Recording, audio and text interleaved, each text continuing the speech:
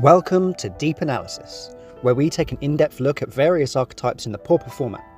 Today we're going to be taking a look at Mono Black Devotion, we'll be going over card choices, flex spots, tournament winning deck lists and more.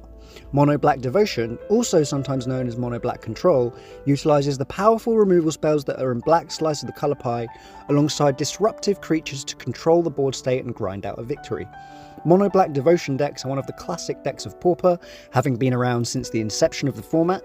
Its central core has remained largely unchanged as the format has evolved, but some new additions from the Lost Caverns of Ixalan has brought some interesting changes. The first creature we're going to be looking at is the central card of this deck, Grey Merchant of Asphodel, commonly known as Gary.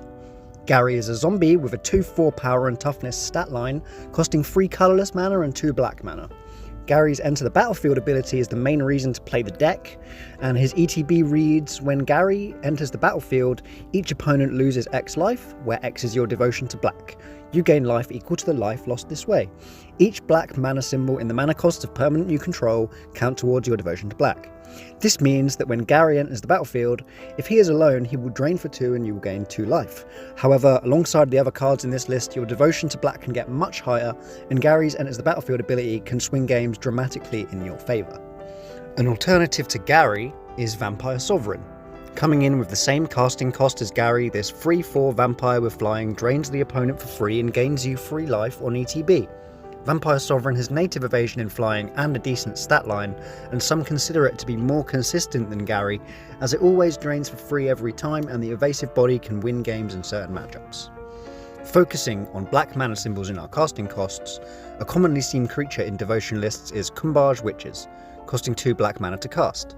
This 1/3 human wizard has the tap ability that reads, Kumbaj Witches deals 1 damage to any target and 1 damage to any target of an opponent's choice.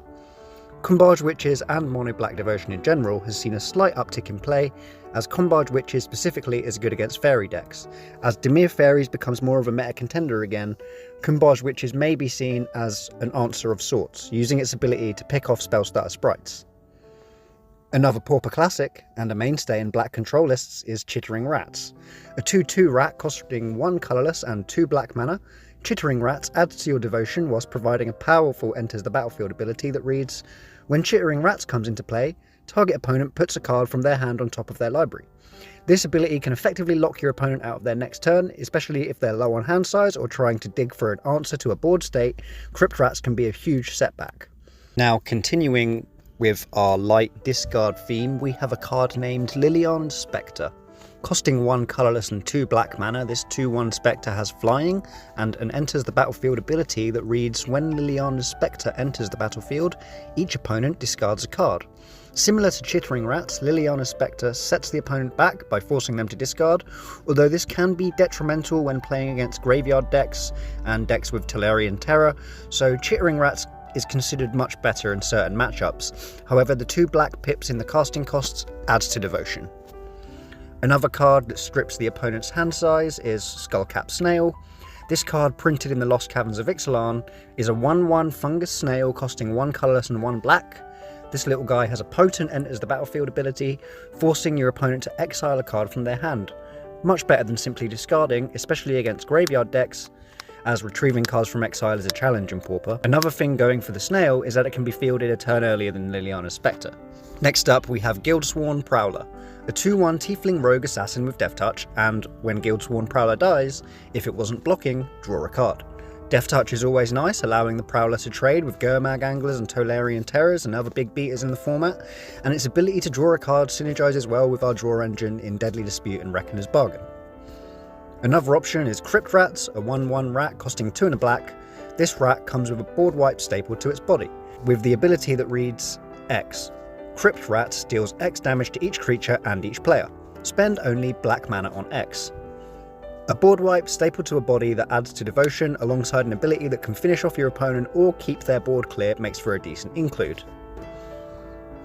Whilst this deck usually prefers to hold up interaction or cast a duress on turn 1, there are some options for 1-drop creatures in this list.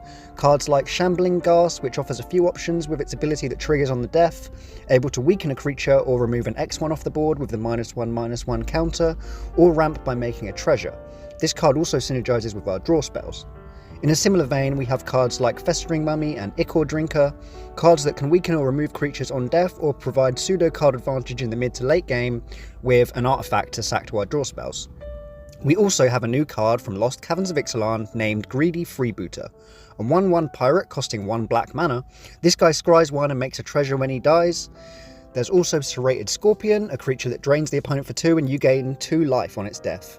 Other 1-drops that fit the discard theme can include creatures like Gnat Miser, which reduces the opponent's hand size, alongside Drainpipe Vermin and Liliana's Steward, more creatures that strip our opponent's hand. The last creature I have to mention here is Fawn of the Black Rose, a 1/3 human assassin with Death Touch that grants you the Monarch when it enters the battlefield. Becoming the Monarch and then defending and keeping the Monarch becomes paramount after this card is played. Many games have been won off the back of the Monarchy. These disruptive creatures are backed up by a suite of black removal spells, starting first with Defile. Costing 1 black mana, at instant speed this card gives a target creature -1/-1 for each swamp you control, able to snipe X1s in the early game and scaling as the game goes on. Next we have Cast Down, a card that takes out any creature in the format for 2 mana is a must play. Here we have Snuff Out. Basically the best payoff for playing swamps in your deck. Snuff Out is a removal spell that can be cast by paying 4 life instead of any mana if you have a swamp. Having the ability to deploy threats and still have interaction up forces your opponent to play around removal even when you're tapped out. Another spell that is potentially free to cast is Spinning Darkness. This 6 mana removal spell deals 3 damage to any target and then gains you 3 life, which doesn't seem great, but its alternative casting cost of exiling the top 3 black cards from your graveyard make it essential, as free spells are incredibly powerful. Other removal spells include edict effects like Diabolic Edict, Geth's Verdict and Chainer's Edict, alongside mass removal spells like Drown in Sorrow and Suffocating Fumes. Other disruptive instants and sorceries can be played in the main or sideboard, cards that have hand disruption for control or combo decks like Duress, which rip a card from your opponent's hand and grant you information, alongside cards like Unearth that resurrect your disruptive creatures. Next up, we have the draw spells that this deck uses: Deadly Dispute, Reckoner's Bargain, and Fanatical Offering. These cards all have an additional cost to sacrifice an artifact or creature, and on resolution they draw 2 and provide a different benefit. Deadly Dispute gets you a treasure, Reckoner's Bargain gains you life, and Fanatical Offering leaves you with a map token. Following on with the draw spell package, this deck runs some artifacts to synergize. Ichor Wellspring, a 2 mana artifact that draws a card when it enters the battlefield or is put into a graveyard. We also have Blood Fountain, a card that creates a blood token on ETB, and for 4 mana you can sacrifice the Blood Fountain and return 2 creatures from your graveyard to your hand. The ability to recur your disruptive threats, alongside the Black Pip adding for Devotion, helps bridge you to the late game. Mephitic Draw is an artifact costing 1 and a black that reads, when Mephitic Draw enters the battlefield or is put into a graveyard, you draw a card and lose a life.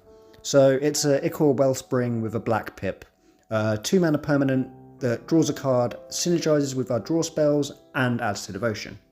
Next we have another card from Lost Caverns of Ixalan, and that is named Tithing Blade.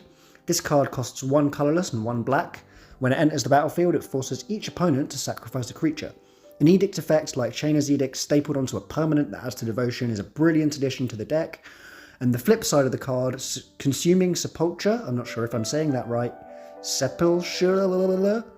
Consuming Sepulchre drains the opponent for 1 and gains you 1 life in your upkeep, which is a bit slow, but in long drawn out games this card can eventually lead you to a victory. On to the land package. This deck is mostly made up of just basic swamps for the lands. It also does contain cards like Witch's Cottage and Mortuary Mire, lands that enter tapped but they return a creature from your graveyard to the top of your library, and also notice the swamp subtype on Witch's Cottage that synergizes with our removal spells. Another land played commonly is Bazooka Bog, exiling our opponent's graveyard, which is a decent answer to graveyard decks. And now we have a plethora of sideboard options to go through. First of all, we have Graveyard Hay alongside the usual Relic of Progenitus and Tormod's Crypt. This deck has access to Nihil Spellbomb, a 1 mana artifact that can be sacrificed for 1 mana, exiling all cards in your opponent's graveyards. When this card is put into a graveyard, you may pay a black mana to draw a card. This second ability can also trigger when the Spellbomb is sacrificed to something like a Deadly Dispute. If not in the main board, the deck may play mass removal spells in the side. Cards such as Suffocating Fumes, Drown in Sorrow, or Arms of Hadar.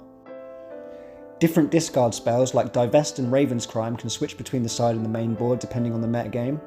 Other sideable cards include Fairy Macabre, a creature with an ability that exiles a card from a graveyard when it's discarded, which offers graveyard disruption that plays around counterspells, and another card, Rotten Reunion, a card that exiles a card from a graveyard and makes a 2/2 black zombie with Decayed, providing disruption and a way to play around edict effects. There are a handful of cards that used to see more play in mono black lists, however, as the format has sped up, some of these creatures are too slow or even detrimental to deploy against some meta decks.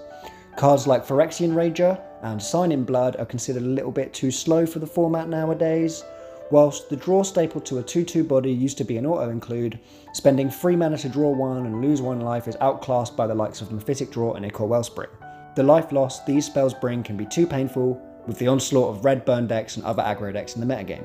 Here we have Corrupt, a 6 mana sorcery that reads, Corrupt deals damage to any target equal to the number of swamps you control. You gain life equal to the life lost this way. For a long time, this card was used as a finisher in lists of the past, and is sometimes seen in more control or removal orientated lists, but 6 mana is a big ask. While the deck does aim to get to the long game, the game could be over before you get the time to cast this. A similar spell to Corrupt is Tendrils of Corruption, effectively the same card, but only costing 4 mana, however Tendrils only hits creatures. Now, because we're only playing mono black, we have very limited removal options for non-creature permanents, with only cards like Feed the Swarm or Faraka's Liberation to destroy enchantments, and there are almost no ways of removing artifacts off the board unless they're creatures, which is the reason that a lot of players have switched to Golgari Gardens lists in the metagame, running cards like Deglammer and Weather the Storm in the sideboard to shore up the weaknesses of mono black. However, with the newest additions from Lost Caverns of Ixalan, there's a chance pure mono black devotion lists could see an uptick in play. As we alluded to earlier, with fairies rising back into the metagames, cards like Kumbaj Witches can be used as an effective answer to them. Here's a couple deck lists that did well in MTGGO challenges recently. And finally, here's a list that I cooked up, focusing a bit more on the discard theme. And this has been a video going over mono black devotion. I hope you enjoyed the video. Please like and subscribe, etc, etc, blah blah blah. See you next time. Thank you. Goodbye.